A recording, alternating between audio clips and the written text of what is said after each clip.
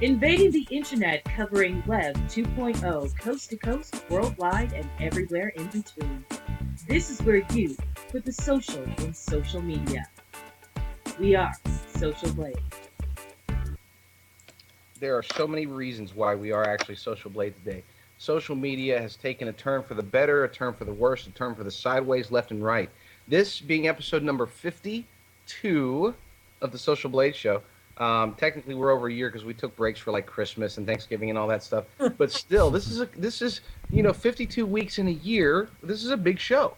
Perhaps more importantly, it's a big show because we have our new sponsor. Today's show is brought to you by lightspeednow.com. That's lightspeednow.com. Man, what a mess today in social media. It's just we have so many things to talk about. I'm going to buzz through the introductions real quick. Hi, I'm JD Rucker, one of the co-hosts of the Social Media Show. Hi, I'm Aaron Ryan. I'm Jason Ergo. And I'm Jeff Kreider. See, Aaron, you did it fast enough, but the other guys didn't. So you get the gold star. I was a little delayed because you called it the Social Media Show, not the Social Blade Show. I was like, wait, what? Well, it's a social media show called the Social Blade Show, where Social exactly. Blade Show covers social media. We at the Social Blade Show, we slice through the epidural layers and get straight down into the guts of social media. Absolutely. I couldn't have worded it better. I could have, however, we won't go there. We're trying to come up with a slogan that's more Blade-ish, like at the Social Blade Show. At the Social Blade Show, we take our swords and we cut through the bad ninjas that keep you from being more social. We actually did cut through some ninjas that kept us less social or whatever this week. Social Blade actually had a little bit of a part in changing something on YouTube. YouTube over the past couple of days introduced this little bar at the bottom of the screen, which hopefully you can see here now. And more importantly, it had autoplay. So whenever you watched a video on YouTube, it would automatically play another video as soon as one ended there, sort of giving you a Google TV-like experience. But it made it really hard. So if you were ever leaving a comment, like you can be in the middle of typing a comment there, and right when the video ends, it automatically goes to the next one, and whatever you type there is automatically lost. So I had actually myself put together a little script, Grease Monkey script here, that disabled the bar and disabled autoplay. And we posted a story on the Social Blade blog, got it onto Digg, got a whole lot of people really fighting for this here. And later in the day after we published that story, YouTube actually changed it, and they left the bar there. It's still there, but the autoplay, they defaulted that to off because it auto went to on every single time. And the other problem with the bar was as soon as you move your mouse down low on the screen, like you were about to type in the comment box, it popped up. So they fixed that as well. So Social Blade changed something on YouTube. We sliced through the YouTube ninjas this week. So big win for us, I think. And big win for the users. Yeah, man. Ergo FTW. You're kind of like the new Chuck Norris. Of YouTube. So true. I don't know if I'd go that far, but it was pretty cool. Exacting change in the social media sphere. That is our Ergo, our very own Ergo. If you want to get in touch with him, you can get a hold of his agent. That's for you to wear too at gmail.com. Whoa! He still has some available spots open to slice through your social media at any point. He's a slicer and a dicer. We love our Ergo perhaps more than anything else. Notes free today, guys. So Jason, you're the seamless segue guy. Oh, am I now? Well, yeah.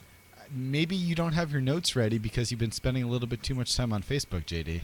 Oh, I know, and apparently a lot of people are.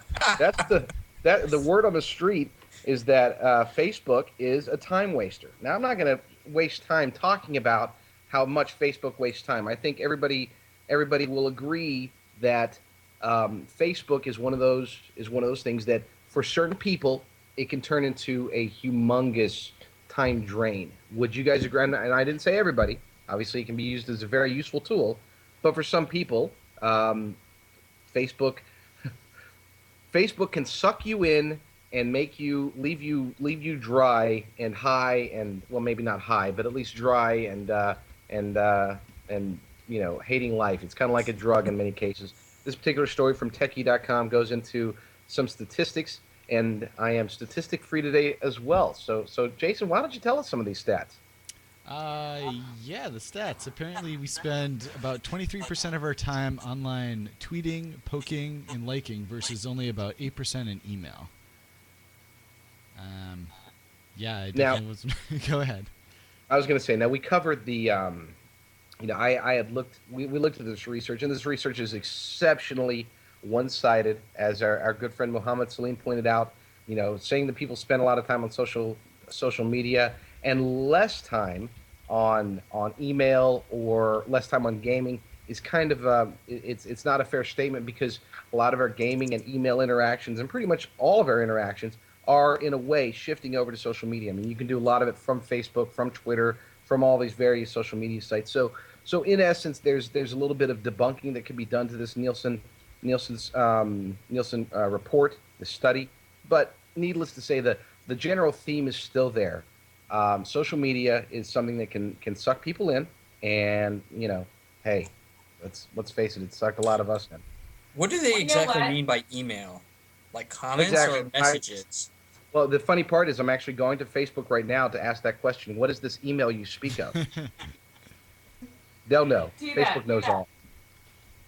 But I mean, 85% for Facebook. I mean, 75% for Twitter. Anything that's worth our time and fun, of course, it's going to be called a time suck. Yeah, but I have to admit, I'll go into the office sometimes, and I'll go down, and at first it was good, because I would see a lot of our people. We encouraged I work for a marketing firm, and we encouraged our people to be active on Facebook, and that was great for a while until we realized that sometimes that's all they would do. We go down. It's like, oh, what are you doing? Oh, I'm watching this video from Facebook. It's from Facebook, so it's work related. Yeah. And I'd be like, oh, so it's a video. I'm assuming that you found and you posted it on behalf of a client or something.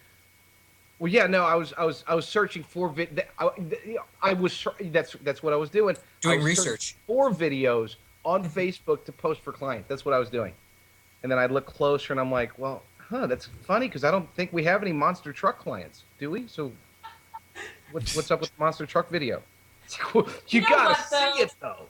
You have to see this video. Hold on, let me play it for you. And then everybody gathers around, and then I chuckle, and it sucks. So anyway, yeah, it can be a drain, but who cares? It is what it is. You have to be very careful with how you engage on any social media sites, because like a drug, they can become addicting. Trust me, I know. Yes, but at the same time, I wouldn't. Hold on, before we do that, I know we're going to go through this stuff real quick. No segue. But at the same time, I would not encourage people within your business to not actually engage on the page. Facebook, their own personal profile, bad during work time. Engaging on a work page, good. Okay, so now we're going to go into... Oh, I engage on my personal during work. I'm being productive. Well, I mean, yeah, but I mean, if it's... It's all how you do it, though. Yeah, a lot of times... It's all how you do it and how much time you spend on it. If it's something that's going to be beneficial for your work, then sure. As long as it's work-related or not too much time on it. Also, for, a lot of people, you're not... Even if you're at work and you're being productive, there's downtime in between things anyway. I don't know, at least for most people's jobs. For me, for example, if I do programming, so if I'm uploading something and it needs to take a little time for it to be uploading, there's a little time to spend there. No, get back to work. Yeah. JD does not want to have I have two computers at work, and one computer I use for business and one I use for personal, and I work interchangeably between the two. So I'll have the business Twitter feed up, the personal Twitter feed up on a different computer, and then vice versa, the official page for work, and then the personal profile, and then you work back and forth. I love how I started off by saying we're not going to waste a whole lot of time talking about how Facebook wastes a whole lot of time. That is the power of Facebook. You see, it sucked us in. We've sucked us in. Talking about it, we can't get over it. It's an addiction. Okay. Get over Well, yourself. maybe if we had some tools to manage it, that would help. Yeah, I was just gonna say we're gonna get over this by even though we're speaking of businesses, and a lot of you guys out there who have businesses online and offline, you're looking for tools to manage and save you time from being sucked into social media. There are a lot out there. A recent article was posted to help you utilize your time on social media. So we're gonna go through them just real quick. There's quite a few, so I'm just gonna pick 5. ValueVine is a social media tool which helps you maintain your global social networking engagement. It also allows you to target locations, which is kind of neat, and use geographic radius criteria that will bubble up. That's what they actually call it. Bubble up people that they think the actual tool thinks that should be your customer. That's actually quite interesting, as well as it lets you know when you have new people that have been added to your social networks that you can actually target and reach out to. And it also provides you with the ease and ability to reach out to your various social networks using different types of formatting, such as video, written, and audio. So that is called ValueVine. There is also Xbeyond, which is another tool that can help you manage your social media. It is more Twitter and Facebook oriented, and it manages photo albums and events to Facebook, as well as posting status updates to various locations. There's another tool called Awareness. It's for the big guns, the big companies that are out there looking to integrate and simplify their time-sharing content.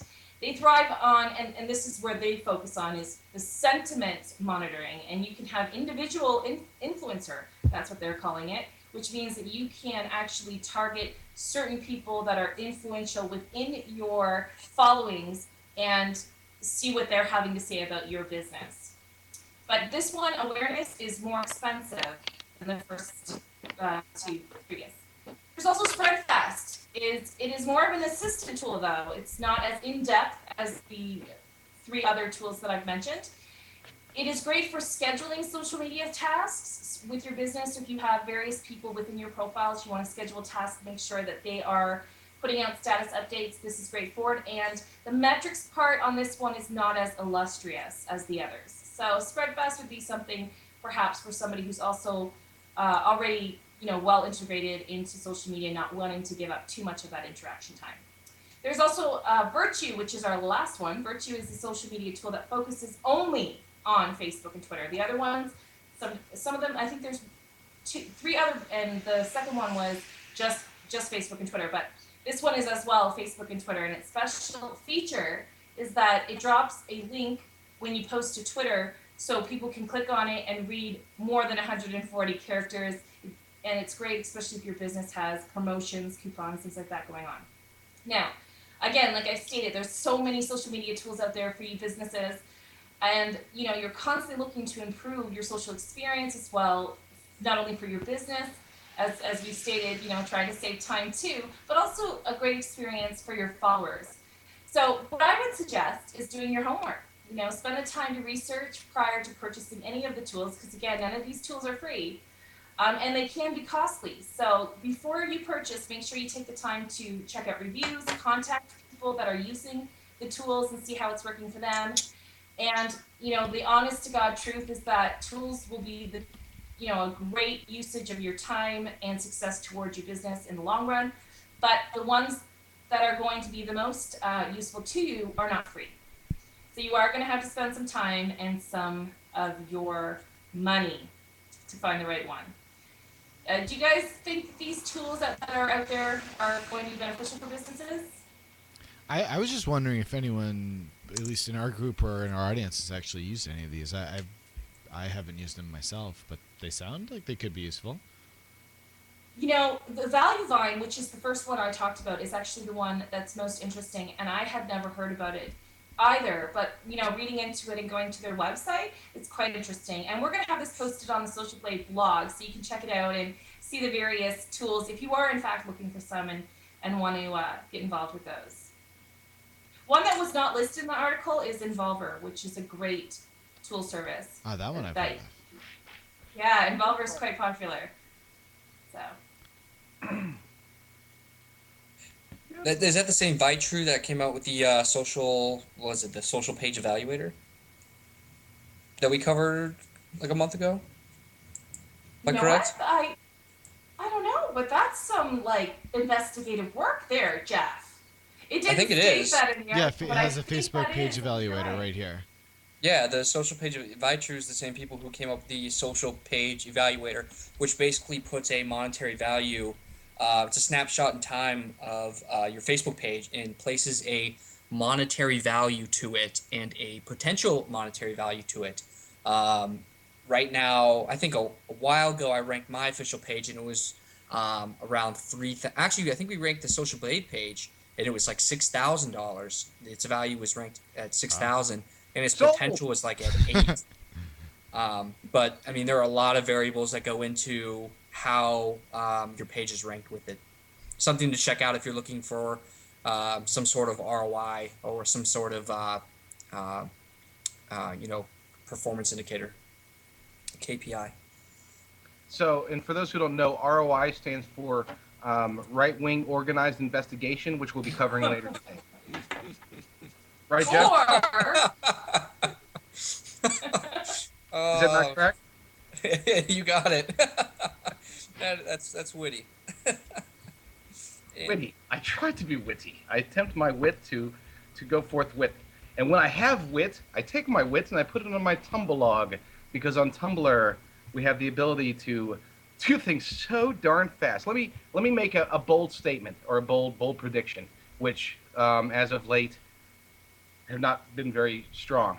But I'm going to make another one anyway. So I'm going to say that in 2011, that the emerging social media site that will be similar to what happened in 2009, late 2008 to Twitter, will be Tumblr. Tumblr.com is it's basically a hybrid. I mean, it's for those who don't use it, it's kind of a mixture of everything. It's a little bit of microblogging, a little bit of full-on blogging. It's a community very similar to Ning or Vox. It has really the kind of a toned-down version of the best of all worlds. So, yeah, it's of late. I know that it was covered very recently by, I believe it was TechCrunch, where they demonstrated its tremendous growth. I think 290 million page views a month or something like that, which was like literally triple of what it was 6 months ago. For those of you who are on Digg.com, which we'll be covering more about later, Digg.com, it's really just exploding. A lot of very, very strong Digg users are utilizing Tumblr to get the word out. They're getting images, videos, and all that stuff. What is it about Tumblr? And keep in mind, Tumblr, obviously, everybody in this room knows that it's been around for a long time. I think I opened my first Tumblr account in like early 2007, and that's when I grabbed up socialnews.tumblr.com. I was very proud of that one. But still, it's growing. I'm really trying to get it going from a business perspective, and a lot of media companies are starting to utilize Tumblr quite a bit more. Companies such as, I mean, we're not talking about just little locals. We're talking about like the New Yorker, Huffington Post, Life Magazine, Paris Review.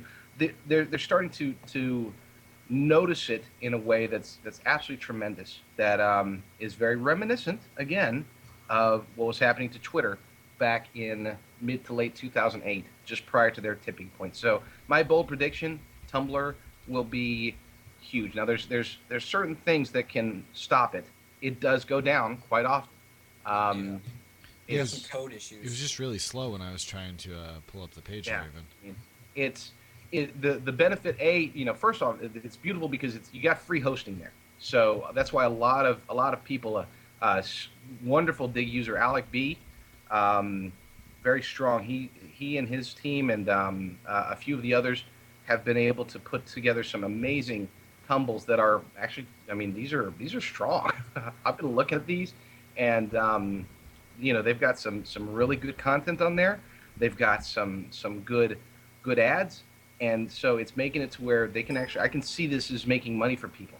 But from a media perspective, it's simplicity itself. It's basically everything that the complaints about Twitter's too short, Twitter, you can't really say a whole lot in it. There's too much noise, blah blah blah.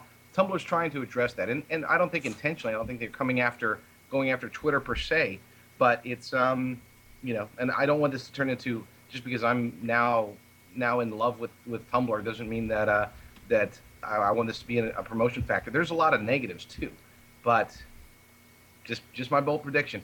Have you guys used Tumblr? I love Tumblr. I think one of the neatest things about Tumblr is how niche-oriented it can be. I mean, you can have someone who starts a Tumblr or a Tumblr blog that is dedicated to nothing but coffee, and the entire thing they talk about is just coffee. Or, those what are those coasters, those beer coasters? I saw one where a person started an entire Tumblr blog based off of drawings on the back of beer coasters. I think it's really pure, and it lets someone, just be who they are. I mean, there's some pretty crazy stuff on Tumblr, but a lot of stuff is really neat. I know National Geographic is a huge one on there, and I follow their stuff a lot. Yeah, All right, Atlantic. Yeah. Silly question. I mean, why can't you just start a blog all about coffee? Why do you?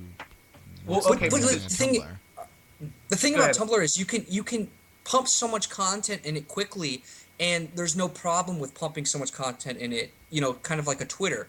Whereas if you're starting a blog like a WordPress, you don't want to post like 4 or 5 things a day. Why not? And the neat thing about it is, a quote, just a simple quote can garner like 50, 60 posts, or like just a picture. I mean, people just have photo Tumblrs, and those tend to be some of the coolest Tumblrs out there. To me, it's just very pure. The feed is nice, and you get really quality content because the people who use it tend to be really passionate people. Yeah, absolutely. The other aspect, Jason, real quick, the other aspect of Tumblr is that it's much more of a community based. In other words, you can go, with WordPress, if you wanna take somebody else's WordPress and they put up a blog post, and you take it and you copy it and put it on your blog and make a couple of notes about it, perhaps, or maybe even not. They get all upset. You're scraping their content. Tumblr is the exact opposite. They actually encourage you to do so, and they'll log it. You can go, if you have a Tumblr account, you can actually go to you see a page, let's say on Tumblr, you see a story hit on Digg, for example. Mm-hmm. I had one on my funnybin.tumblr.com that got like 3,000 digs the other day, and a lot of people with Tumblr accounts were going to it. They'd visit it, they'd see it, they'd like it, they'd push the reblog button, and it just pops it right on theirs. It gives credit and attribution to the source. And then on my page, it actually shows, who all has reblogged it. It's the community aspect of blogging. That's why it's the hybrid. It's got basically, it's like Twitter, but much more functional. It's like WordPress or other blogging platforms, except easier. I mean, simpler. Like if you want to blog a video, for example, you click video. You don't even have to get the embed code or resize it or anything like that. You can actually just take the URL from YouTube, pop it in there, push go, and it sizes it. Yeah, like that one, for example, you're showing on the screen. I didn't do anything. I just literally just grabbed the YouTube URL, and I'm done. I pop it in there and share it, and all that good stuff. It's not as customizable and definitely not as functional as like a WordPress, but it's more like, I wouldn't call it microblogging. It's like mini blogging in a way. But a lot of people who get into it are able to do a full-fledged blog. And then, of course, the community aspect of it, similar to what Vox has tried for a while, similar to what Ning has kind of gotten in and out of for a while. It's, it's got it right there. You follow other Tumblr that you get to see, and when you go to your back-end interface, you can see everything that your friends have posted, very similar to a Twitter feed, except a lot more detailed. It'll actually show the full post to you from your back end.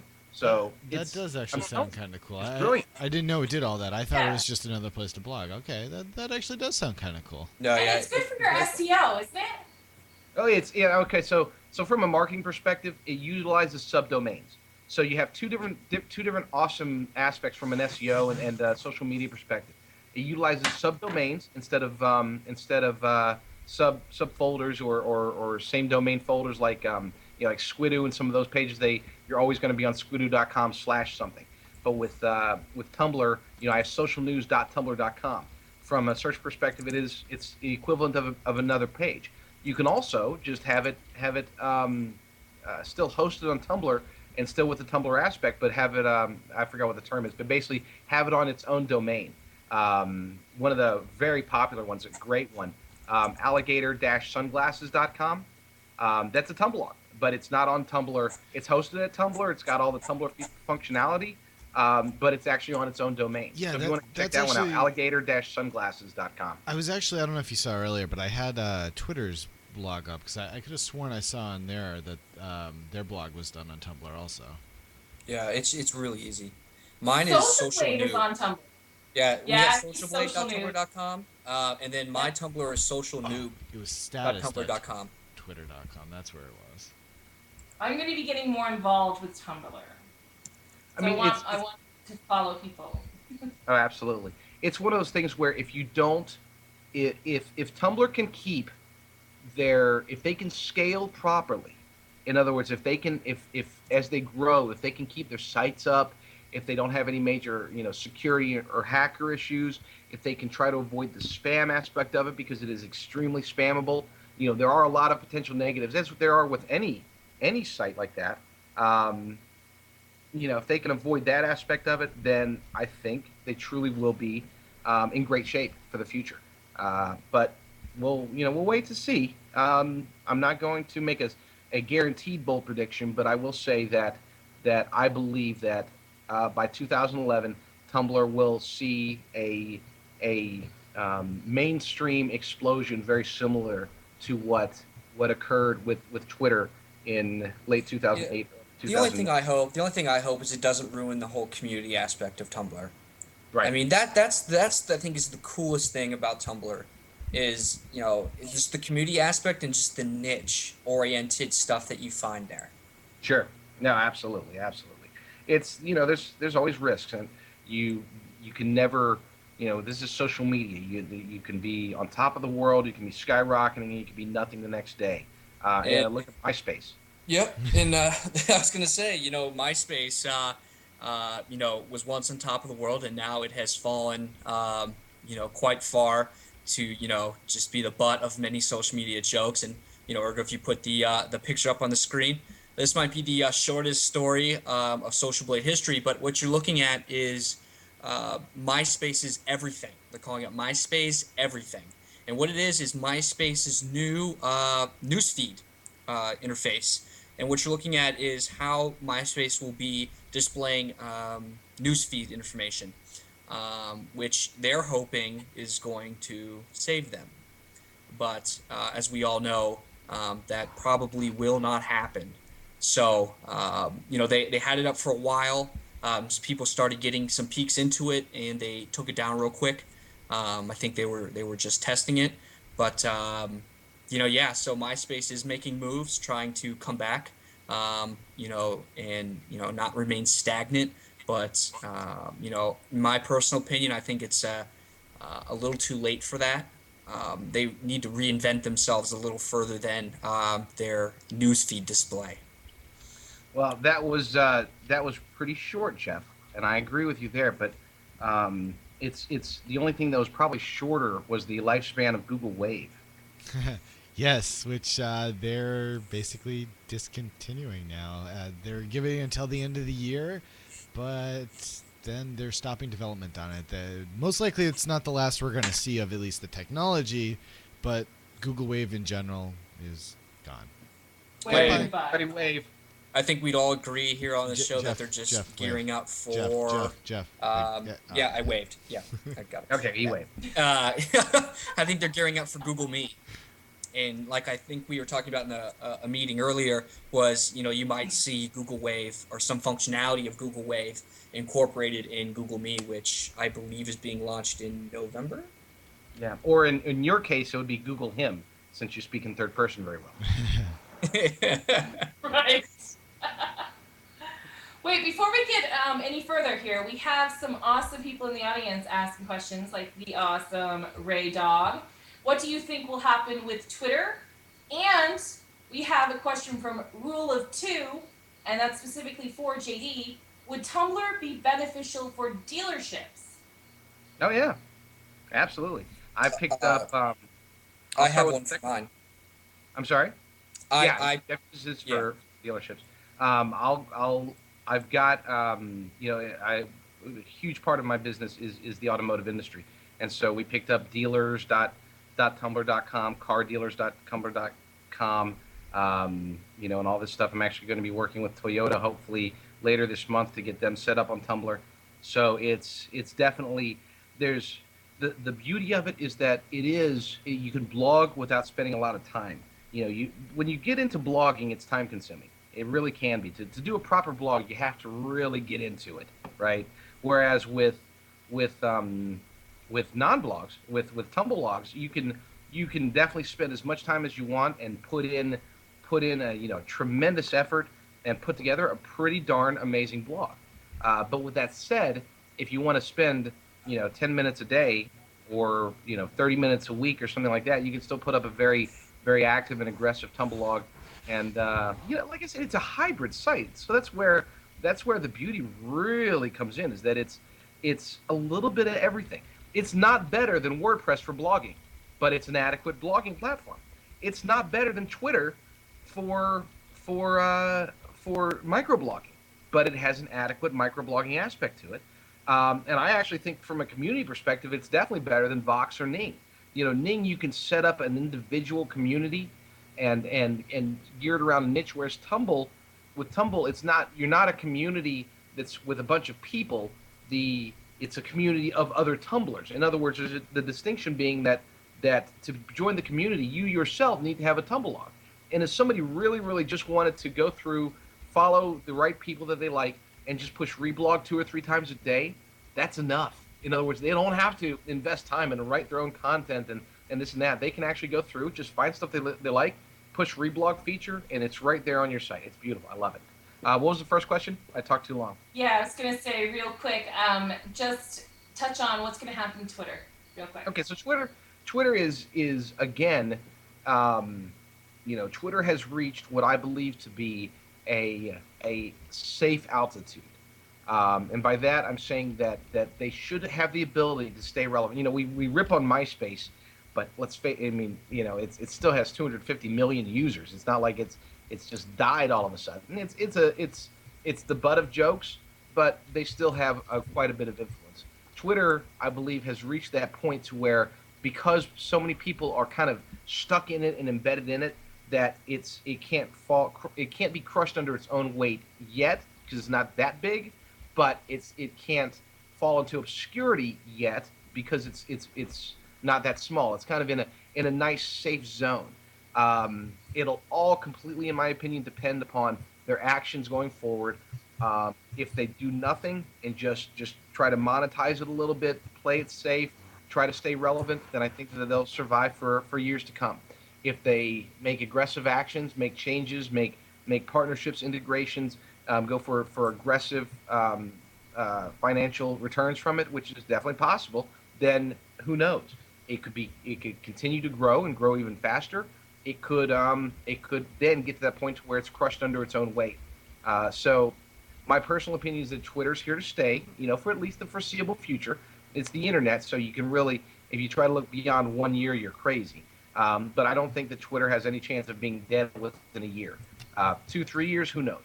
But at least as of now, the course they've chosen keeps them alive and relevant for at least another year or so, in my opinion.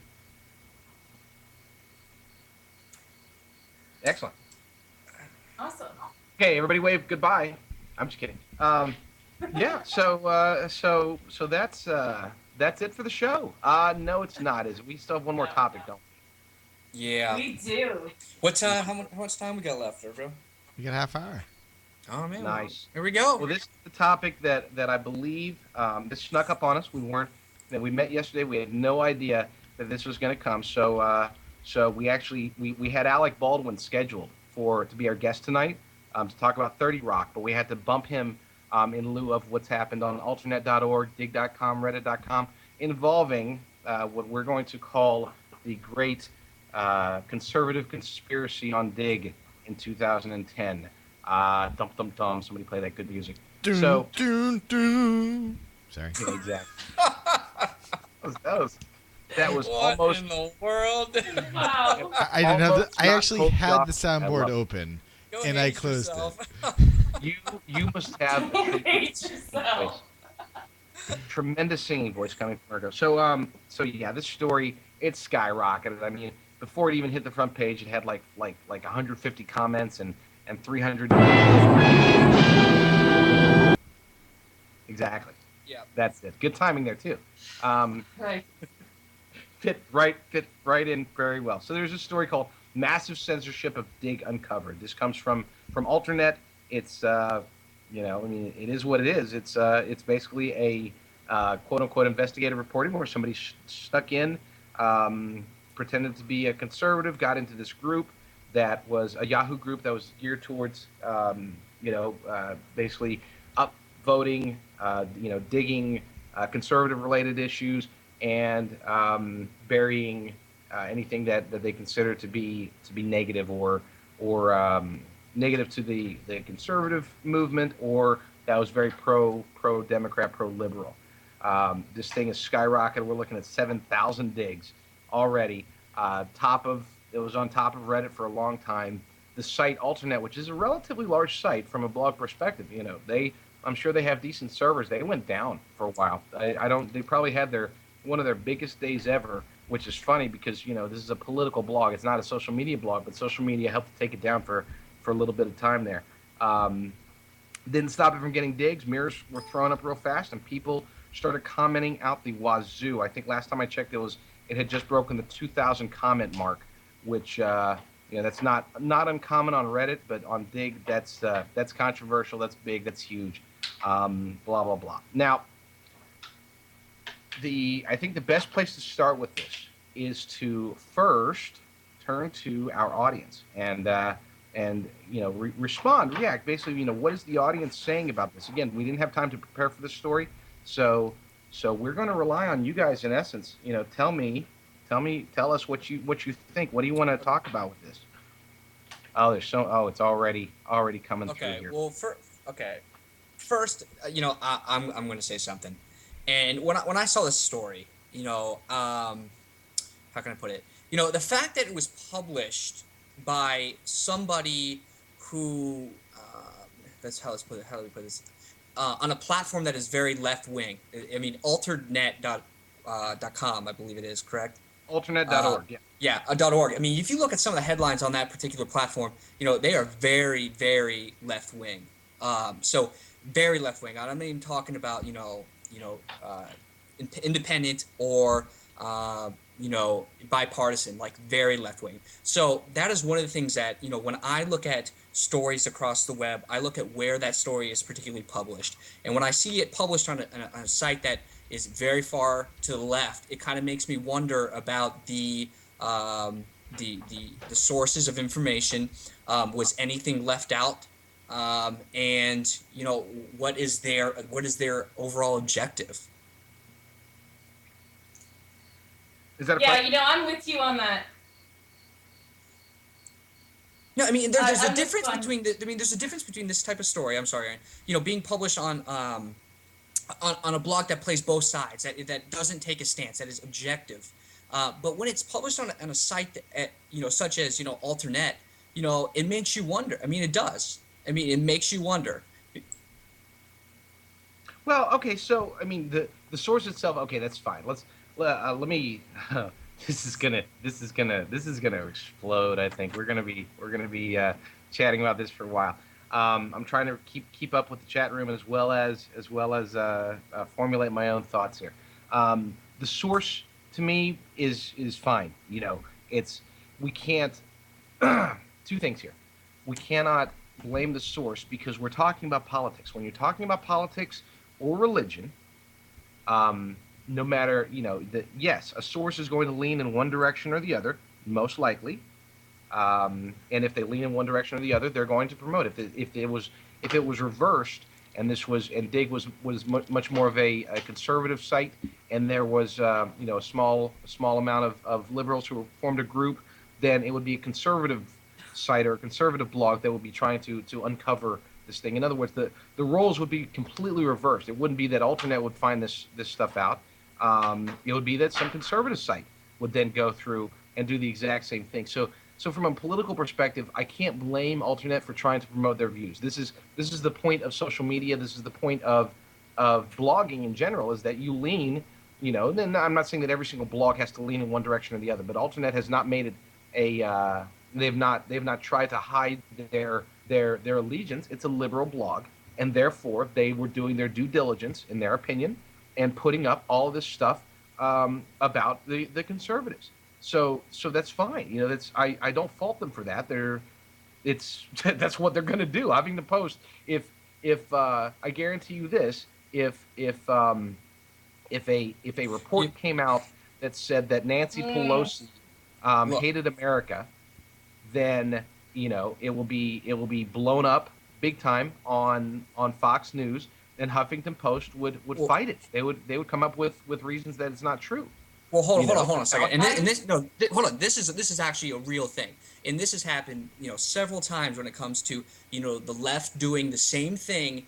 If you look back a couple weeks ago, the Journo list started by a guy from the Washington Post called Izara Klein, who started a left-wing listserv that of people around the mainstream media, from Time Magazine to Huffington Post to a bunch of other mainstream publications, The Economist, Reuters, the NPR, and they got together and basically, formulated controlled messages of what they would release in terms of the presidential election in 2008. How's that nothing similar to what has happened on Digg at a much larger level that's influencing a presidential election? And then you have the Climate Gate a couple months ago, where respected members of the scientific community were caught trying to bury peer reviews that debunked global warming, climate. And, it's you see it on both sides. So when I see this coming out, and then you get the whole Digg community, which is by and large a little left leaning, which is not a problem, because it's the platform. I mean, people who tend to be early adopters, more progressive and modern, and that's fine. But when you see that and you get all this down with the conservatives, down with that, I mean, both sides do it. That's where I have a problem. Mm-hmm. Yeah, exactly, and that's why Go ahead, Aaron. There's before Aaron goes, just bad This is cat. hard. This is hard to get through, you guys. Hold on, Hold on, Aaron. just one second. Just one thing I want to highlight right now. If Digg made the berries public, a lot of this wouldn't even be a problem. You'd see everything going on. Or, as many in the chat room have suggested, just eliminate berries altogether.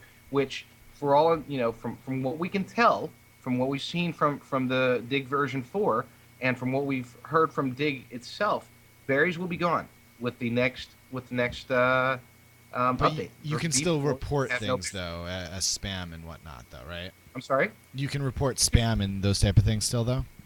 Right, exactly. But that's not, that means that you're basically saying you can report violations, but you can't bury something based upon your opinion. If you were to report this alternate story as spam report it to Digg, they're not going to look at it and say, oh my gosh, this is porn, I'm going to delete this, and ban the user. It's not like that. The whole idea is that you can report when somebody's putting up content that is against terms of service, and then it will be manually checked to see if it really truly is. But if as far as berries, I don't agree with this article. This is lame. This is a dupe. This is that, whatever. That's gone.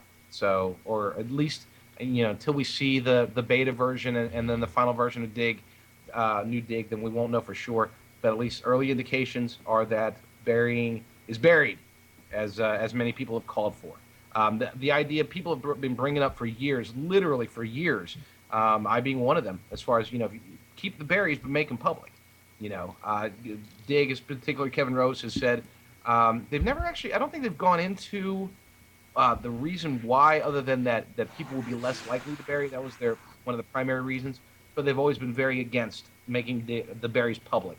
So, so it doesn't matter. Hopefully with the new Digg, it'll be gone altogether. You vote for what you like. If you don't like something, your quote unquote berry is that you stop following them, because then their submissions will no longer become public in your public stream. My guess is my guess is the reason why Digg doesn't want to show them is just because there are so many that are happening, and it'll just make the site look bad. That's my guess.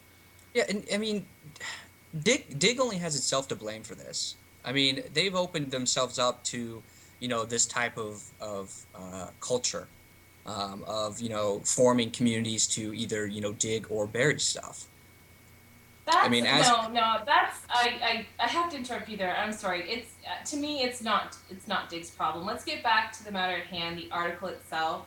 Right. The article, I just want to get, I'm like kerfuffled because I had like 1,000 things to say there.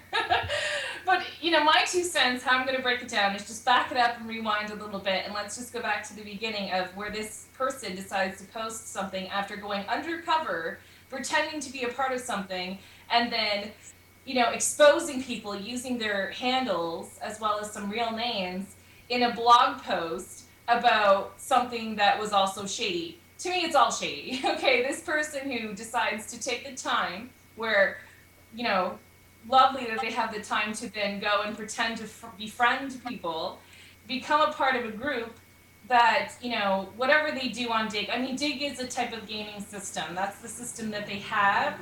And, going forward with the new Digg, perhaps there will be a way to game it. We don't know yet. But until then, we're going to go by what we do now.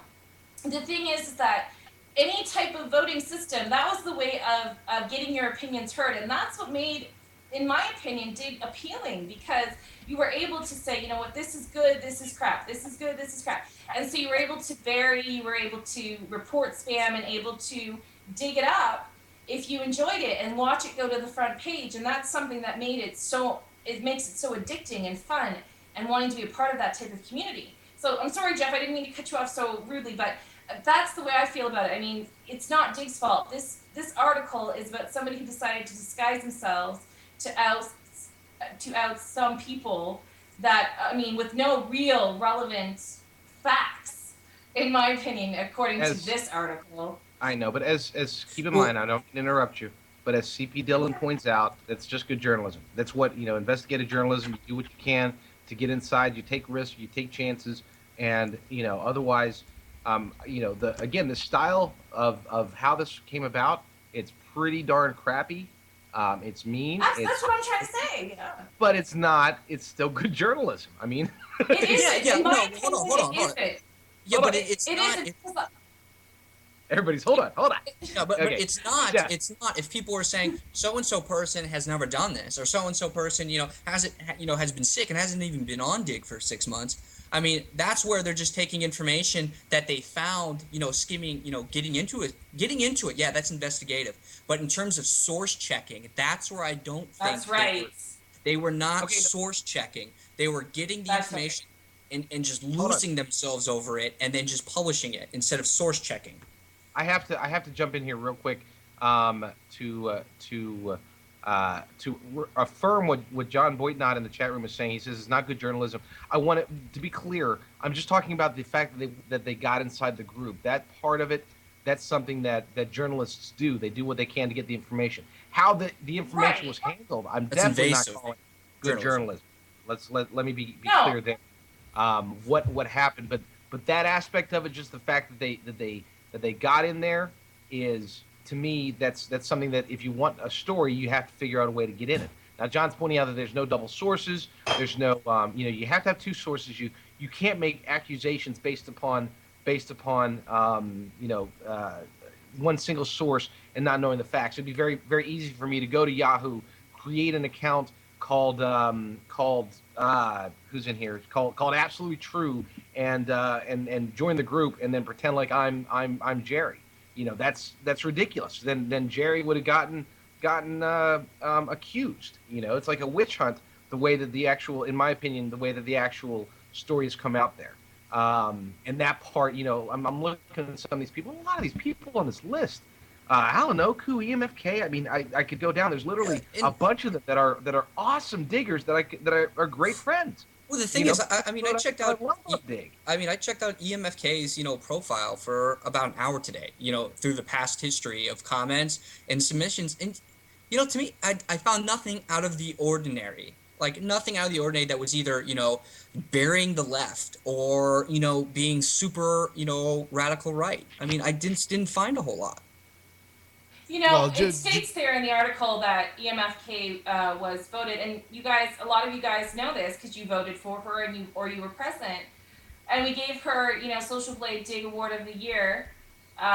It states that in the article, so obviously they did a bit of homework there on Social Blade. But that was 65% of people that voted for her. EMFK is a wonderful person, human being, and just to me, it's like taking all of these names, even though we know some of them, some of us don't know them. I'm going to speak for myself. I don't know some of these people, and some of them I do know. And just to state to get yourself inside a group, yes, great, that's wonderful. That's the beginning of good journalism.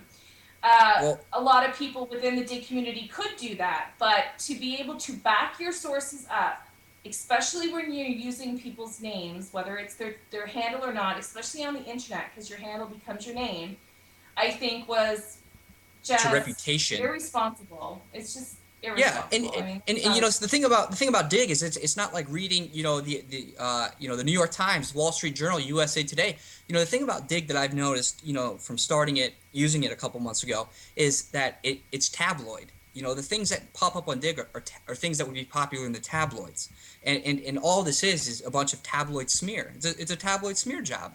You're not backing up sources. The source of the information is coming from not a very objective source. We haven't heard the other side of the situation, and as of right now, this is just something to stir the pot. It's something to get people rattled up. The fire's going, the pitchforks up in the air, and it's just a tabloid smear job. I would love to have this person on here just to ask. Well, that's an open invitation to the author. I don't have it in front of me, so I don't know the author's name. But yeah, we'd love to. We'd love to talk to you about it. We want to, just as we suggest that there should be another side of the story, the people who are accused, that they should be, get their side of the story told, or whatever. Then we also want to hear from you, where we're making accusations of the journalist involved here of not being very efficient or doing things the wrong way. But hey, well, this almost opens up like a whole new thing, because this sort of the situation really proves the point of where the internet is going. That everybody nowadays is a journalist, or is a publisher, is a journalist, and has the journalistic ethics that they have lived by. Journalists have lived by for the past since they've been publishing stuff. Are they going away? What does it mean to be a journalist, and what does it mean to just be a blogger and publish stuff? Or what does it mean just to be like I don't know, what is that called when you're just spewing out random stuff? I know if it's in a comment, it's you're a troller, but what if you're blogging about just random crap and using people's names? I mean, if you look at the video that is associated with that in regards to a person, I mean, I don't know the history of this person. This was the first time I've ever heard their name, but they are on Digg. And that's pretty incriminating stuff within that close to 15-minute video. I couldn't even watch it all because it was so disgusting, and I was just disappointed in the fact that, that somebody actually took the time to put this all together for us to watch. And it wasn't Oleo Olsen, or that's how you pronounce it correctly, who put it together. It was somebody else, but stating that people who love YouTube, are pedophiles and various things like that. That was just, this is, I think it just gets off track of what it's all really supposed to be about. I would love to hear from our viewers. I'd love for them to call in and have a say on this. If they got Skype and you're friends with Ergo, or what are you using, Ergo? Is it your Skype is Ergo? Yeah, I put it in the room there. Okay, Ergo 666. And you know what? Just remember, I know it's a passionate topic, but let's just keep it PG. Sorry, Jeff. Go ahead. No, I mean, maybe this is something we can open up or answer at the end of the show, but the thing about this is, let's say for a second that, this is hypothetical, that these allegations are true, that, they formed a society, where they call the DP bandits. That's kind of weird, but Right. the Digg Patriots or something like that. But let's say that whole thing is true. How bad is this? Like how bad is it? Does it taint Digg, or is it just something like, people being people, and what can you expect? In my opinion, What is the damage done? right wing, left wing, whatever. Okay, so let me first state for the record here. In my opinion, Digg, from a political perspective and social media in general, perhaps not including Facebook and maybe even, well, no, we'll just keep Facebook in its own. Sites like Reddit, Digg, the users have strong political opinions for the most part. And if it were the case that these sites had a certain level of influence over what happens in national politics, for example, then Ron Paul would have been the nominee for the GOP back in 2008. Ron Paul blew everybody away from exposure on social media, or at least these social news sites, and he got nothing. so be it. Yeah. We have Keith with us here. Yeah. Keith, how you doing, man? It's funny. I've actually been to like 2 or 3 different venues where Keith is there, and he just won't come see me. I tweeted in LA a couple of times, and I see his tweets on the wall. Hey, I'm here, and I see my tweets on the wall, and Keith never comes and finds me. So it's good to finally meet you, Keith, when and not in person. What's up, man? Excellent. His audio is messed up. That's great. So for tonight, Jeff Kreider is going to play the role of Keith. Fantastic. Well, I just fixed my audio. How are you guys doing? All right, even Jeff's audio is messed up. Apparently, I failed at the internet. Oh, how about Keith? You just type out what you want, and I'll talk for you. So Keith, what do you think of this whole? I tried. This is what Keith is saying in the chat room. Yeah. Is there anything you'd like for us to say on your behalf, Keith? Don't forget, there's a lag. Yes, type faster. Type faster. Hello. We got Andrew Sassini, Mr. Babyman Keith, instead. you sound like Mr. Babyman. What's up with that? Snuck in. Yes, I did, just under the radar. I just finished guesting on Social Blend because they wanted to talk about basically the same thing. Excellent. So what was the conclusion? The conclusion is we just discussed the whole matter of this ugliness with the what are they calling themselves, the something patriots, the DP bandits is what I think they're. Digg Patriots, yeah. Digg Patriots, but some people are like, there's some bandits in there somewhere, so I've heard DP bandits. But DP bandits sounds a little weird. They're banding kind of sounds together. Like something like it sounds like a something that you'd put in your mouth, like a chewing tobacco or something. So what are you chewing there? I'm chewing some DP bandits. I don't know about that, man. It's worth a shot. Okay, Andy, talk to us. Bring the noise. So, so did you guys discuss this already? The DP, the Digital Patriots or Digg Patriots? No, we haven't. We haven't heard of it. Tell us this? We've been waiting for you to come and join us. Please tell us. So yeah, Andy. Yes, we've been talking about the last half hour here. Right. So is the discussion done? No. We've been talking about it, but please share your opinion here. And your thoughts. Well, it was not really a surprise to me because the guy who organized this, I can't remember who it was, Novinator, I think.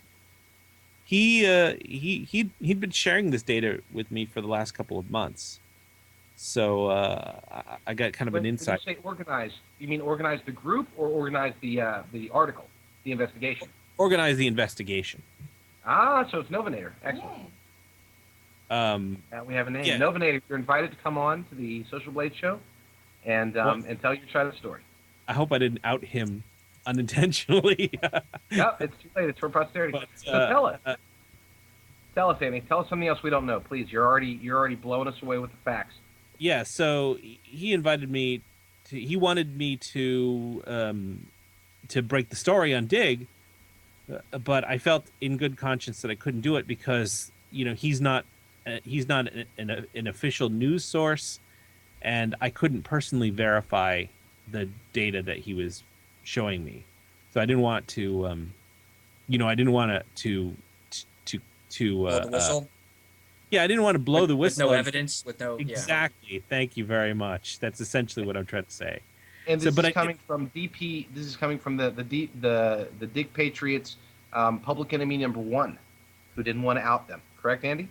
That's correct. Yeah, I didn't. I didn't want to out them without any sort of without any sort of verification of those facts for my own edification. But I did point him in the right direction as far as people that he could bring it to that would listen. Chief amongst those being the staff at Dig administration. I told him definitely show this stuff to the Dig people because they can take that data and do their own internal investigation. Which, according to a tweet from Kevin Rose, he is looking into it right now. Ooh. Yes. We have J. Edgar Hoover on the case. J. Edgar Rose. I feel vindicated. I feel like we're gonna make it. Yeah. So I'm very proud so far that this hasn't turned necessarily political because that was my big fear. That's why I was actually semi-hesitant about this story, simply because I thought that we were gonna get into politics, which we don't want to talk politics really. We want to talk the actual story, which is the story itself. Is it right or wrong? And I guess as a quick survey question, perhaps we should ask a survey question of our audience. Let's ask for. I got one. Do you believe that this group? Ergo, think of a better question than what I was just about to ask, please. Put me on the spot here. Okay, I'll think of it. So, who, in your opinion, should a group like this, should the people be banned? The people who are a member of this group? I think I already know the answer, but I just want to throw that out there. Well, I guess first we'll let people in the chat room answer, but it looks like they're saying no to start with. But first, I guess they got to find out if it's actually really legitimate and not just names picked randomly. Hold on.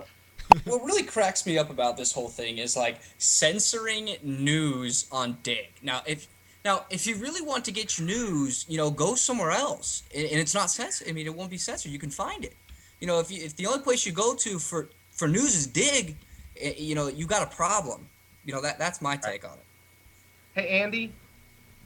Yes. You're very familiar with the Dig terms of service. In your opinion, is a group like this, and again, this is just your opinion, based upon your understanding of the Dig terms of service, or anyone else in the audience as well, in your opinion, is if these accusations are correct, and Dig is able to determine that there was this organized manner for both berries as well as for Digs, is that ban-worthy? Well, you know what I think Dig should do is, and this comes from a little bit of experience, because a while back there was a similar situation where people were using script to enhance their votes on Dig, and Dig, the way Dig addressed that situation was that they banned people, the people that they had on record as being involved without necessarily warning them. And I think that in this situation, I think they should at the very least let the people involved know that, hey, we understand that you are part of this collusion. Allegedly. Yeah, allegedly. Well, yeah, collusion to enhance voting on Dig by group effort, and stop it or get banned. Essentially, you should stop what you're doing because it is a violation of the Dig's terms of use, and this is your warning. Because the people involved may not know, they may not really it's hard to enforce stuff like this without any sort of, with something like a script. Digg knows absolutely for sure because they can tell where clicks are coming from. But Right. this is a level of organized digging that is hard to really detect, and by that turn difficult to enforce. Sure. Level of organized digging. It just to me it just sounds ridiculous. Like, you know It's what I the mean? Just politics. yeah, but It's it's just just so like funny. look what we're talking about. Like the level of organized digging. We'll never be able to get to the bottom of. Like, it just I don't know. I know, but it's just funny that it just happens to be over government politics, but it's really the politics within Digg as well. And, I think sometimes it just gets a little too deep and too serious when really it's just supposed to be a site that gives us breaking news, and we're supposed to be a part of a community. With any type of voting system, there's going to be people out there that are going to form groups or whatever. This isn't, like Absolutely True has said, this isn't the only one out there. And we've talked about this previously on Social Blade, and we know that. And anybody who uses Digg and is familiarized with it knows that there's people out there that are forming groups upon groups about varying people, certain people, or whatever. And honestly, it's like this story is just getting into the deep heart matter of the politics, and really, what is this specific person, if it is Novinator that's behind this story? What are they really trying to get at? What are they really trying to prove here? They're Is it trying to be just tawdry. According to the shuffle, chat, or they're being tawdry. So Tawdry. that's gotta be Miss Linda D. thanks, Bunch of Miss Linda tosses. D, Bad Cat, the crew. No, I mean that's So I guess the question is the real story here? Is it we've covered the validity aspect of it. Was this a true and proper, correct investigation? Was everything covered? We've talked about the some of the people involved, for example, that are involved with the. Whoever's got Facebook on, turn off your pop up. Yes, please. Sorry. Getting Facebook chats left and right. But yeah, so we've talked about that aspect of it. I think that this reminds me in a way of, for those of you who are familiar with the Black Sox case, I can say some of them, and I'm not going to mention any. I think most people in the chat and most people here would agree that EMFK may be in this situation, may end up being a Shoeless Joe Jackson. For those who don't know the backstory, Shoeless Joe Jackson was accused. He was banned from baseball because the Black Sox, the White Sox of 19 whenever, had cheated, and they say, yeah, but just because he was on the team, did he really cheat? Because he ended up having just a tremendous series. It's like, he batted like 3-something and was hitting home runs, and it was very, very clear that he was trying his hardest to win, and yet he got banned by association. I think that this falls under the category, in my opinion, where certain people such as EMFK are, okay, so their name was in the group. Were they doing anything? And this is where I'm hoping that Digg does their investigation. They look into this, they find out the truth as best they can, and they come at this with a what's the word for it? With a report. Well, no, I don't want them. They shouldn't go into. I don't know if they should address this publicly per se, but they should, in my opinion, tell everybody that, or go after the people, anyone who is definitely involved, and they can show it and prove it. They should potentially be banned. I don't know. I'm not saying whether they should be or not. I guess I'm just saying that I'm hoping that they take it on an individual case-by-case basis and look at that aspect of it, rather than a witch hunt, take all the names and ban everybody across the board and blah blah blah. They may not ban anybody. We don't know. So yeah, we'll see. Thoughts? No, I mean, if it does come out and they're not all of them, but a group of them are guilty of this, yeah, you need to definitely ban them, because the premise of Digg is to get information in the right way, and regardless of what political ideology you're part of, censoring information, I mean, it's wrong, and it does not help us progress, either as, a country or as, human beings. So I hope Digg takes the proper steps in investigating it and laying down judicial process. I don't think I don't think they're gonna. I don't know. I think they should be. Like, they should have been monitoring this type of behavior all along, in my opinion. I don't know if they're actually going to take the time now and dissect it. I don't think anyone should get banned over it. I think they should just go forward with the new Digg, try to get more social and less, I don't know, negative. This is just negative. I find it's Yeah, just exactly like CP Dillon yeah, says. Blame the system. Like I said in the not beginning, the people. Yeah, the system is what it breeds it because they allow for this stuff to happen. So I mean, how do you blame people to playing the system for their benefit? yeah. I mean, I think that the current system of Digg though is a good system, but they should have been monitoring this type of behavior. Because this is what goes on, and if you do get a great amount of people to bury certain stories, and that goes with the algorithm, then that, yeah, of course you're going to get censored stories. So that's unfortunate. But if they look into it and they do take the time to dissect it, I don't know if they should necessarily get banned, because we don't really know. I mean, people can just be associated with people. That doesn't necessarily mean that they are burying. So it'd have to be some, I think, deep digging going on there to find the answers. Is Andy still with us? We've got I'm still here. Andy's still here. Yeah, Andy, I want to know if you think they should get banned, not buried, banned. Now, you're a victim of this, according to this story, so I want to know what you think.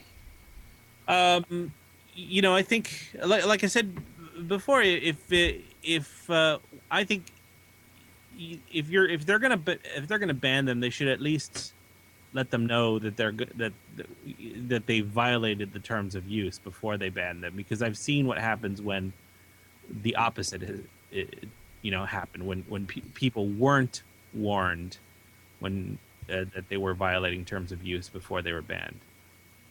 Here's my unbold prediction, or my bold free I would agree prediction. with that. My bold free prediction is that nobody will get banned. Yeah, that's what I think will ultimately happen, because it's hard. It really is hard to prove that something like this went down, because there's no digital signatures on Digg's end that anything happened. And basically all the organization happened off of Digg. So even if the algorithm shows that they were burying stuff, they usually say, well, I didn't like it. You know what I mean? Right. It's hard to enforce this, really. Exactly. And on top of that, with rollout of version 4 of Digg, this kind of organized digging becomes a moot point anyway. Exactly. So they may just wait it out. They may just burying becomes moot, correct? Yeah. It's not the organized dig. Well, the organized burying for sure, because the bury button's going to be gone. But the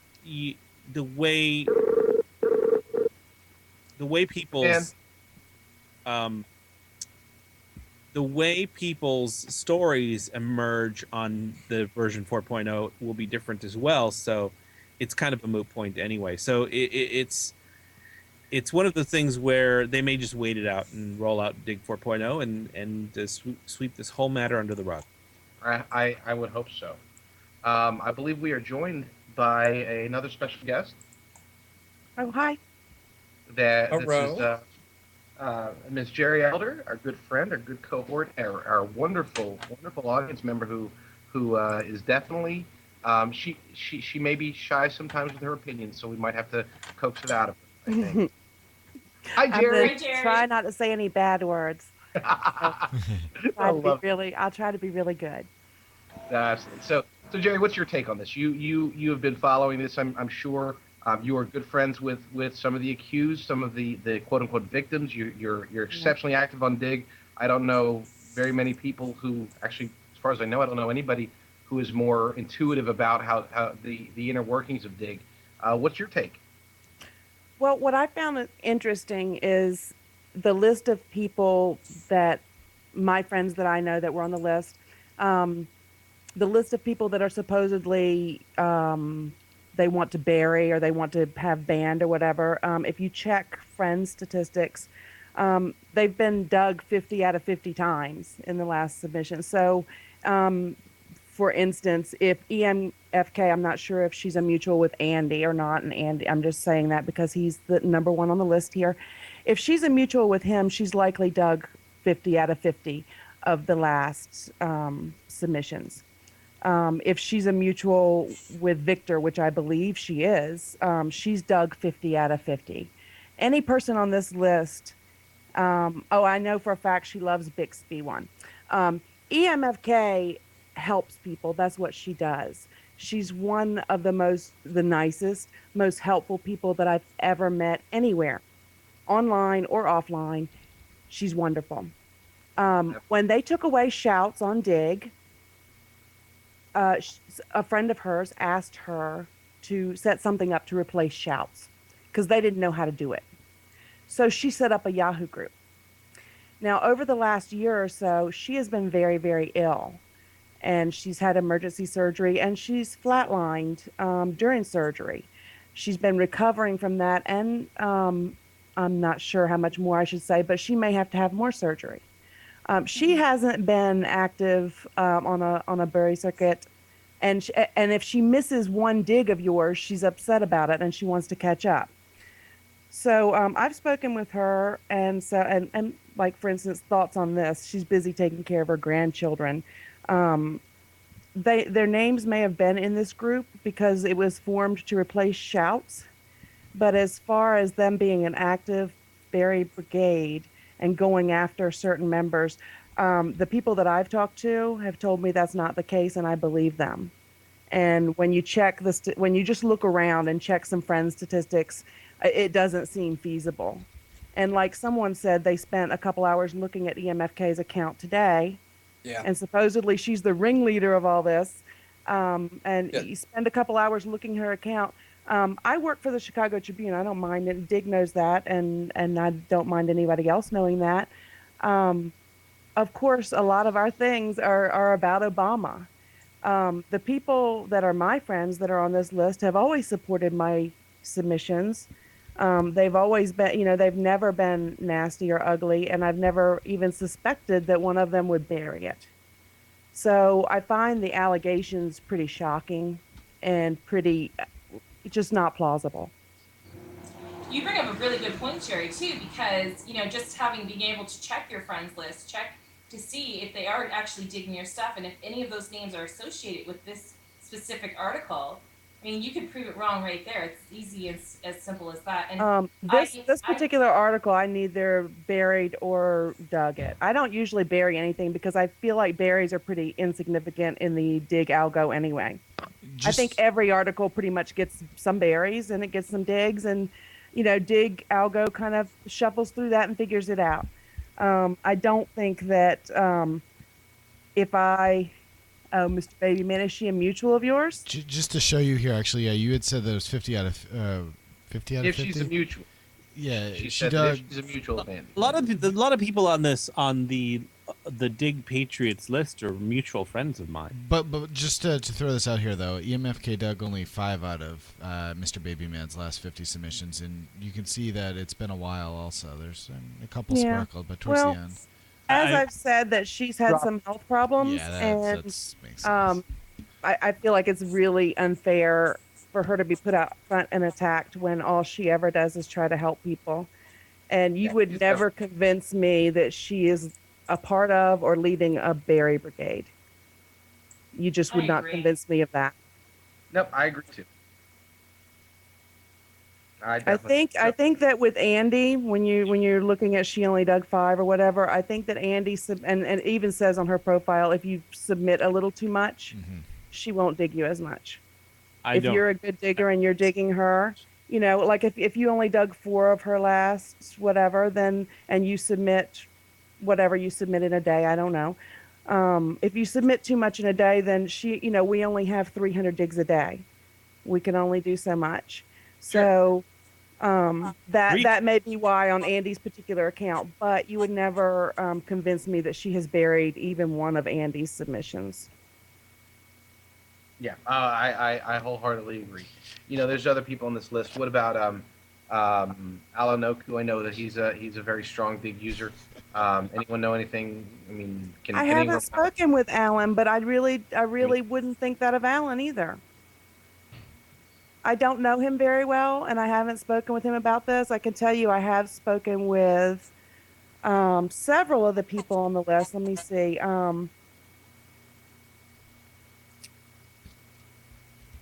Who made the list? Name some people on the list, and I'll tell you who I've talked to. I've talked to Boss Man. Boss Man is not a part of any burying. How about Brett? He was listed as the leader of all of this. I don't know anyone named Or Brett. sorry, not Brett. Bet. Oh, I don't know her, so I don't know. I can't speak about her. But let's see who's on the list. Alan, I don't know, but I wouldn't suspect anything like that of him. I wouldn't think so. Chronic Colonic, I know him. I know he didn't do this. Janico also listed as a site admin here. Janico, she's not a part of a Berry Brigade. I mean, and that's something easy to target, especially with someone like Janico, who she does post a lot of political things. So I mean, they could just easily. Yeah, I mean, wouldn't you think that she's gonna? It doesn't make her a part of a Berry Brigade. Right.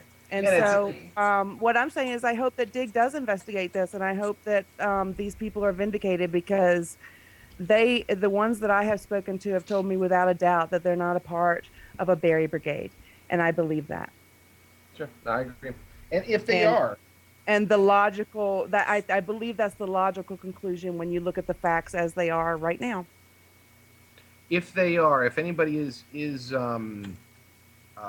investigated and it's determined that they are part of this a Berry Brigade where they're going after specific things, should they know about that? Yeah, if it was an organized Berry Brigade, sure. Andy? It wouldn't be the first organized. But I think no, it's not the first, and it's not the last, unless we move to Digg. Digg tonight. This one just has a lot of just fire to it because it's a political.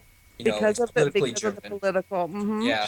Because I'm so I'm so politically neutral. I don't think I promote a political agenda. Yeah, I was shocked when I saw your name. And if I do, it's not really not that often. Unless and M. Salim is on the list too. He's a very good friend of mine. He's on the list of people who are being buried, or they hope they get them banned or whatever. And I could tell you that my friends know how highly I think of Moo and how much I respect him, and they would never in a million years, you would not convince me that they're trying to get him banned or that they're burying him. Not the ones that I know. Now, I don't know everyone who's listed on this, that Bet Verboten or whoever that is. I don't know that person. So I can't say anything about that because I don't know. But the people that I do know, like EMFK and Boss Man and Chronic and Jan and Thoughts on This, I've spoken with them. And they didn't do anything wrong. So well, I can say this. First off, good point in there. Check EMFK on Bukowski. It's something Bad Cat says. We tried to, one of the victims on here is K-Plo, Keith, and we tried to get him on here. He seemed to have mysterious technical difficulties. So I would like to blame this group on those as well. I'm surprised I'm not listed as a victim. I mean, a lot of my stuff comes out of Chicago naturally. I'm surprised I'm not listed as a victim, actually.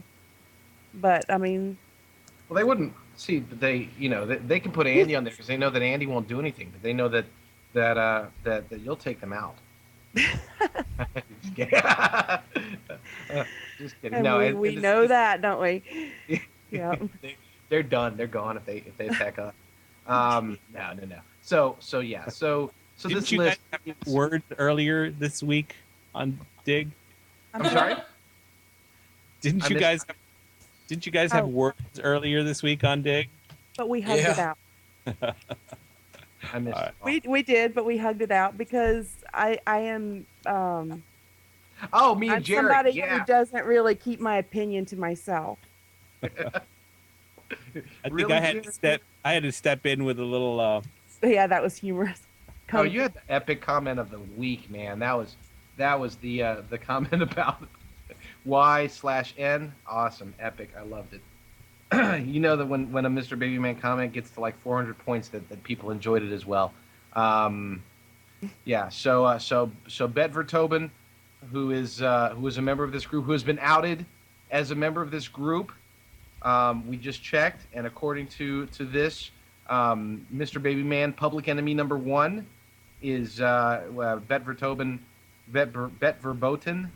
Somebody help me there. Yeah, Bet I don't know who that Yeah. I don't know who she is. Apparently, she is in the chat room right Yeah, now and, under and- IP stream. Yeah, and Bet Verboten only dug 48 out of 50.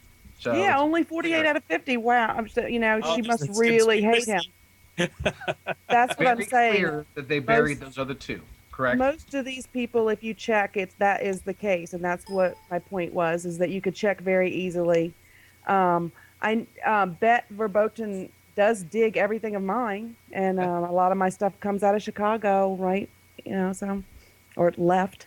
So they dig my stuff, and the people that I'm personally friends with have assured me, and I believe them, that You should definitely get. I think if Bet Verboten's in the chat room, you should get her on the. get her on the show, because Skype. I think people should defend themselves, because I think that this is really unfair, and that's what offends me, is that these people were just singled out, I guess, or whatever, because of the group that they're in or were in or whatever, and have not been given a chance to defend themselves. The ones that I've talked to don't have any interest in fighting it out in public, because Digg can look at, Digg can tell. And if they've been organized, had an organized bury routine, then Digg will know about it and take the appropriate action. So I hope that Digg really does look into it. I think it's doubtful that they will, but because they're moving to, I think Kevin Rose tweeted, we're busy right now, but we'll look into it, But I hope that they do, because I think that these people need to be vindicated. Certainly, absolutely. It's not fair. Nick Chopper brings up a good question in the chat room. Can somebody dig public and bury anonymous the same post? Do digs of something mean the person did not bury? So if you dig a story, Exactly. You can't dig and bury. Right, exactly. You can dig a story. You can even undig the story. But if you've dug it and then undig it, you can't bury it. And Right. you cannot unbury. If you bury first, you can't. There's no way you can disguise it as a dig. You Yeah. can't unbury anything that you've already buried. So the answer to the question is no. The only way that works. That's why if you don't see me as a digger on one of your stories and you suspect me burying it, and if you were to come to me and say, did you bury me? I think you buried me. And I would be like, well, if you're going to accuse me of something like that, fine. But wait until the story expires and I'll dig it to show you that I didn't bury it. Which you would know, be because impossible. Exactly. The only way to do it would be if you have more than one Digg account. Well, sure, but I mean, which I don't. So right? That's not possible. As Jerry points out, that's a good point. If you think somebody's burying you, all you have to do is see, ask them to dig it. If they're able to dig it, that means that they didn't bury it. You physically cannot bury something and then be able to dig it. There's no way to do that. So yeah, that's an excellent point. That's a great way to test to see if you got a friend that you think's burying you. Hey, let's do it. I can always prove it one way or the other. If somebody just will not dig something even after it expires, then it's because they can't. It's like that test from The Thing where they put the vial of blood in the petri dish and touch a hot red wire to it. Except it's less gruesome when it turns out to be true. Sorry, that total non sequitur. What? Left field. Andy's been been smoking something. So we have a quote here just from Betty. He says that, or she says that doesn't want to do a phone interview right now, but this was an unwarranted attack. Novinator has a vendetta. And I believe that. So now that we believe that it's Novinator, and this is technically unconfirmed until we hear from this person, but I think a lot of people have agreed that it's the definitely... thing is, I'm sorry to interrupt you, but the thing is there was a group. And so I could take any of the groups that I have knowledge of and spin out of control what they've been up to, especially if they were up to something political, you know? If they all had the same political belief or whatever, I think this was an easy target. Right. Yeah. No, I agree. You know, and with Jerry in the room, I'd like to say that everyone who any stories about Blago, just go ahead and bury them now. Our favorite Chicagoan. No, I'm just... So I love Chicago. I wish I could move there. I had the opportunity, but I'm actually going to be in Chicago next month, I believe. I think I'm going there next month. So so that will be fun. No, October. I'm going there in October. So Chicago is always great. Well, we have Blog World in October, so. I know it'll be early October, and then we got Blog World, I believe, the 14th through the 16th in Vegas, and then I'll be leaving from there. So so yeah, that'll be fun. Quick little mention of that. Anyone who is going to Blog World, make sure to hook up with all of us. Last year was a blast. We watched Louis Bauer throw people into fountains. It was very fun. Lou, Andy, the whole crew was there. I haven't bought my tickets yet. You know what? I haven't either. I was kind of hoping that you either. I'm actually going to go this year. Let's see if we could get a group rate. Yes. I tried to hook up with those guys again and get the deal that we got last year, which was completely free, but they haven't returned my emails. Oh, we would love to have that deal. If you could hook me up with that deal, Andy, that would put in a word for everybody. I said, hey, you know what? You hooked us up on the drill down last year so that we can get into to get our admission passes into the show for free. And this year we have a bigger group. We're all on nightlymedia.com. I would love to extend that to everybody in that group. And I have yet to hear from the organizers of we'll just let them know. Keep pushing it. Let them know that if they don't, that they're going to get a Barry Brigade. Blog World coverage will be way to tie into the show. We will bury every submission about Blog World. We're the Nightly Media Patriots. Until we get in free. Then I'll tell them we can do this the easy way or we can do this the hard way. Exactly, because we are. Don't make us novinate you. We're Digg bandits. Oh. No, this is what I was trying to say earlier. If you Novinator, if anybody knows how to contact Novinator, we'd love to have you on. We want to get both sides of the story. I'd love to talk with him. Yeah, I'm sure a lot of people would right now. But it's funny because we're talking, and this, our core crew, our core group of people here on the Social Blade Show are, what many would consider to be the Digg elite, the social media, those who understand it, who live it, breathe it on a daily basis. But we're still talking about a story that was able to accumulate over 7,000 digs in a very short period of time, over 2,000 comments, just a tremendous response from Reddit, as well as I'm sure other social media sites. Your standard Joe, average Digg person who doesn't know that EMFK is Leela, who doesn't know who that Andy Sorsini is Mr. Babyman. They just see these accounts, they see this story. Average Joe Digger is looking at this and they're apparently outraged or they're exactly. They've already formulated their opinion. And people have been hurt. Yeah. And that is why I'm upset. If you look at the comments, I mean, they're pretty bad. I mean, they're not anyone... Look at Bet's submissions today and look at the names they're calling her. Oh, I don't even want to. I've totally been through this whole thing myself. Like, I can't say it because I can't say bad words, but really. I think it's just ridiculous. I mean, I know what it's like. Facts. I know. Sorry. Yep, I just want you to look at the facts. I know how awkward it feels to see your icon on a negative post that gets 5,000 plus digs, and know that everyone has vilified you for for no reason whatsoever, and you can't even defend yourself. You Wasn't defend it yourself. easy when you get- target. Yeah, defending yourself makes it worse. Yes, that's why they haven't. That's why they haven't been, responding to this and fighting it out and everything, because that's just going to make it worse. Yeah, the worst thing you can do is get. I invite everybody to look at this logically and to make your own opinion based on the facts. Right. And I think that if you are, if you look at it the way I do, you're going to see it my way. And I think that most people, if they took the time, but like you said, the average Joe on Reddit or Digg is not going to take the time to look at things like I've told you to look at and check, look, Bet's only dug 48 of the last 50. What a heinous burying, whatever. Most people aren't going to do that, and they're just going to see her username and her avatar and maybe have a Berry Brigade against her now. So none of it is breeding anything positive. No. Yeah. No, it's not. It is. Just I want to reiterate this again. Earlier when I said that's journalism, I want to make clear what I was saying. Journalism was the aspect of getting inside a group. The actual investigation and the end result, in my opinion, is poor journalism. But at least the aspect of, if you're going to investigate something, you've got to try to get in there.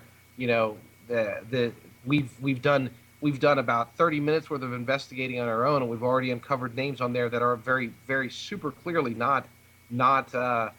It's just very irresponsible in my opinion. But again, I invite Novinator. Novinator, please, we want to hear your side. I want to get the opportunity. Now on next Tuesday, Patrick Parise and the band on the web crew is actually organizing. We're trying to get together several of the accused, and so far I believe that he has four of the accused members of this list to join us as a guest on Tuesday night on the band on the web show. So that should be interesting. We're gonna get that side of the story out from there, and hopefully I'll try my best. I'm sure Ergo and Aaron and Jeff will also do so. Let's try to get Novinator on next week's show if possible, because the topic itself is a passionate one. Obviously, it's one that is affecting of certain individuals. It's one that brings out, there's 10 different angles to this story right now, including just the fact that let's take the human aspect out of it. Let's pretend like these people. Let's pretend like there's no names involved and that this group existed and blah blah blah. I mean, let's face it. Apparently they're not doing a good job, because we can go into the political aspect of it and see, if somebody wanted to do a study and see, is this censorship working? Is everything that's left wing getting buried and everything that's right wing getting promoted? I'll bet that's not the exact happening. opposite.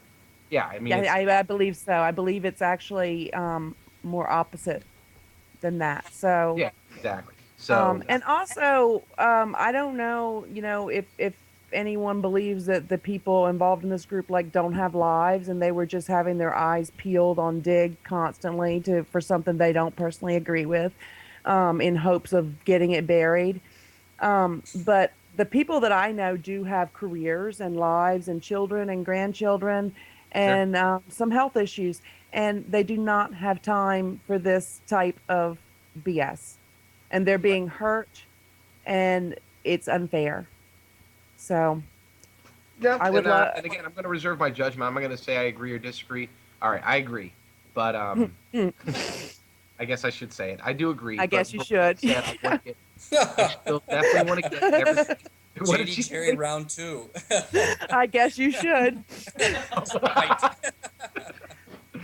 Leave this for Digg comments. I'm going to reserve my judgment. Jerry and JD go at it again live on Social Blade next week. No, no. I just hope we can talk about this and we can do our own investigation here. But I really do hope that Digg does look into this, and I mean they're the ones that have all the facts on the table there. Right. Exactly. We can judge and look, but.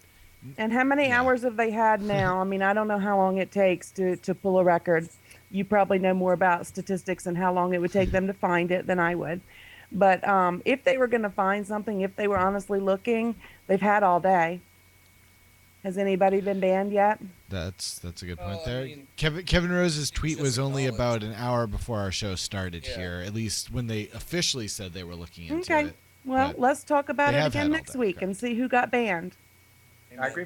And my bold prediction, or not so bold prediction, nobody gets banned. And hopefully, I'll make a hopeful prediction. Hopefully, we'll have Novinator on to hear his side, his or her. I don't even know. For once, I totally agree with JD's predictions. Amazing. Wow. It's an amazing night, isn't it? This ouch. is an amazing night. Yes. Everybody was kung fu And fighting. it's recorded. Yeah, Jerry and I should just get our own show. That would be awesome. I mean, Full I of got Five opinions. Nights Open. We'll talk about it later. Yeah, no, absolutely. We are, and we apologize. Thank you all for sticking with us. I know this was an exceptionally long show. We do believe that it'll probably be continued. If there is news relevant for next week, we will continue this conversation, and hopefully with more than just a conversation, but also with some more hard facts. Hopefully, we'll see if people get buried. If they don't get buried, we'll try to get Novinator on. Long story short is that we do have to cut it off because we're approaching the midnight hour on the East Coast, and we will Thanks for hopefully having me. I've got to run, thank but you, Jerry and Andy. You guys were awesome. thank you very much for having me. I gotta run. Thanks, Thank Andy. you for Thanks, coming. Jerry. Thank you I'll guys for check coming. you guys later. I got to run. See ya. All right. Okay. Good night. Bye-bye. Thanks to all the audience members, too. Yeah. Oh yeah, no, yeah. Thank you in the audience for your feedback.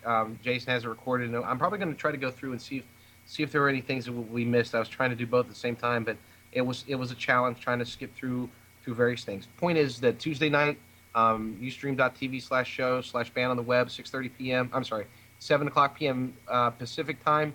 We will have certain members, any members of the accused, who will be able to come on and defend themselves. And then hopefully next week, Thursday, 7 p.m. Pacific time, socialblade.com/show. We will have a follow-up story with hopefully more facts and more information about what has happened. And we'd love anyone who's interested in giving their opinion, giving their feedback. You can definitely do so. You can go to socialblade.com/show, and there's some way to contact us. Let us know how you feel. Tweet it at us, Facebook at us, post a Greg video. Justice. Yeah, Post a give us video your on opinion. YouTube. If you want to follow us on Twitter, Facebook, or YouTube, you can do so. Just put Social Blade at the end of the .com/. So twitter.com/Social Blade. Follow us there and make sure to send us your opinions. Thank you again to Andy and to Jerry for coming on the show. For Keith, thank you, Keith, for trying to come on the show. Thank you, audience. You guys were absolutely wonderful tonight. Love the lively post. And again, we'll be going through and seeing if there's anything that we missed. Excuse me. We want, I guess people just are starting to come in now, a little late. But we're going to have the show up as soon as possible so you can watch the recap.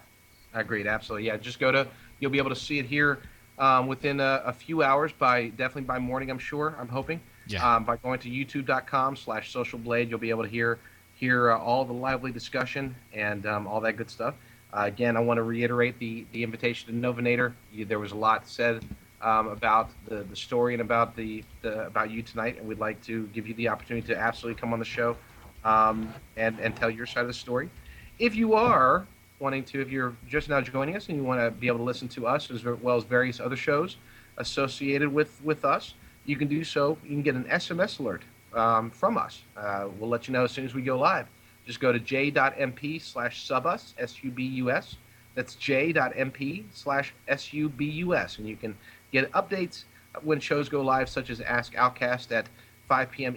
Pacific time on Tuesdays, Banned on the Web, where we'll be continuing part of the story, at 7 p.m. Pacific time as well on Tuesdays, or The Drill Down, hosted by Mr. Babyman, Muhammad Salim, Tom Cheridar, as well as myself on Wednesday nights at 6:30 p.m. Pacific time. What a show, guys. I love it. Just remember that no matter what we do and no matter how we do it, we are Social Blade.